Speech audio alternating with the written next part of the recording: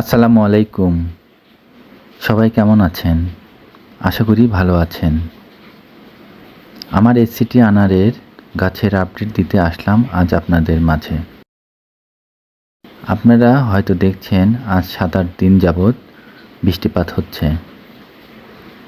এই বৃষ্টিপাতের সময় আনার গাছে খুব ছত্রাকের আক্রমণ হয়ে থাকে। ফলে আনারে কালো দাগ আসে, ফল ফেটে যায় এবং আনারের রং নষ্ট হয়ে যায়।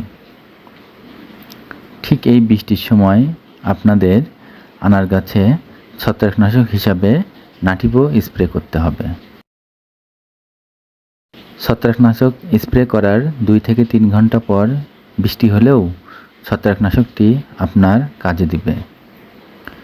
সেজন্য বৃষ্টি ভালো হয়ে গেলে গাছের পাতা এবং ফল শুকিয়ে গেলে আপনারা ছত্রাকনাশক স্প্রে করবেন। যখন টানা 7-8 দিন বৃষ্টি হবে তখন এভাবে ছত্রাকনাশক স্প্রে করবেন। আপনারা একটু ভালো করে যদি লক্ষ্য করেন তাহলে দেখবেন আমার আনার গাছের আনারগুলির রং কতটা সুন্দর এবং ফলে কোনো দাগ আসেনি, ফলগুলো চকচক করছে। আমি মনে করি ছাদ বাগানের জন্য আনার গাছ একটি আদর্শ গাছ।